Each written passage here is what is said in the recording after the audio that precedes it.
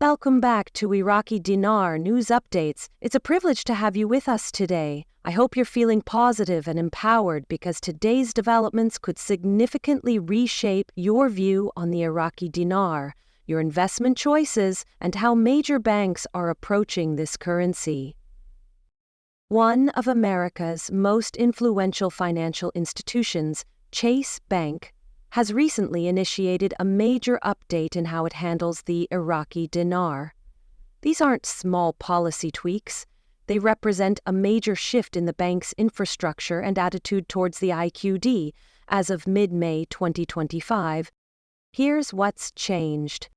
Firstly, all IQD exchanges at Chase now require pre-scheduled appointments. Walk-ins are no longer allowed. While this might seem like a procedural update, it strongly implies Chase is anticipating or preparing for a surge in interest or transaction volume related to the dinar. Secondly, identity verification requirements have tightened. No longer can you use basic ID. Now, only official government-issued photo identification is accepted for IQD transactions. This signals a move toward greater legal and regulatory compliance, and treats dinar exchange as a serious, monitored process. Third, Chase has implemented top-tier currency authentication systems. These aren't the usual UV light tests.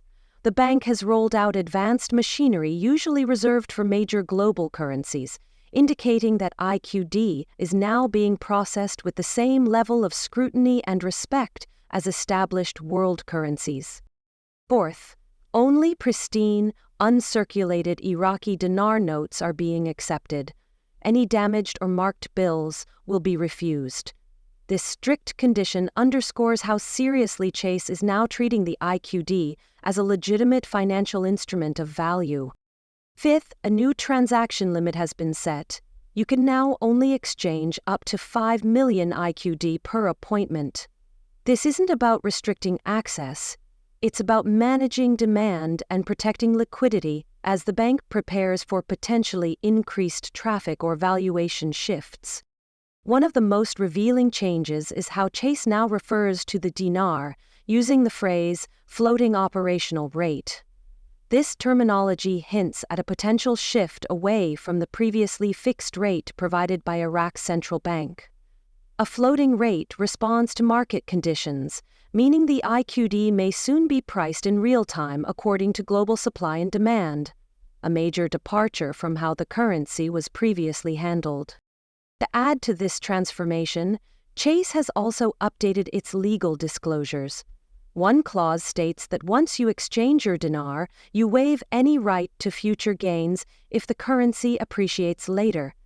This is a strong indicator that the bank sees a real possibility of upward valuation and wants legal safeguards in place. And Chase isn't acting alone. Reports suggest that other top-tier banks like Wells Fargo and Bank of America are closely watching these changes. Historically, when Chase implements new currency policies, others follow, which could result in a larger banking sector shift toward embracing the dinar.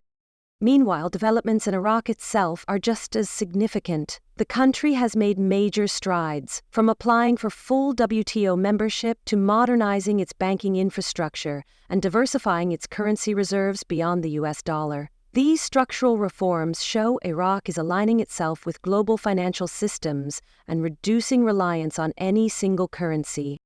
So, what does this mean for you? If you require liquidity or prefer certainty, now may be a good time to schedule an exchange appointment. On the other hand, if you believe that the reforms in Iraq and the institutional recognition by banks signal a future increase in the dinar's value, holding your IQD might be a smart long-term move. In either case, be proactive. Contact your Chase branch, ensure your notes are clean and undamaged, and verify they came from a reputable source. Demand is expected to rise, and appointment slots may fill quickly. This is no longer a speculative whisper. It's a clear, measurable shift in how the world's largest banks are treating the Iraqi dinar. Chase's policy changes aren't random. They reflect deep institutional planning, legal foresight, and a readiness for major financial movement. Whether this leads to a full revaluation, a new floating exchange structure, or wider global adoption of the dinar, one thing is certain: we are entering a new chapter in this journey, and Iraqi Dinar News Updates will continue to keep you informed every step of the way.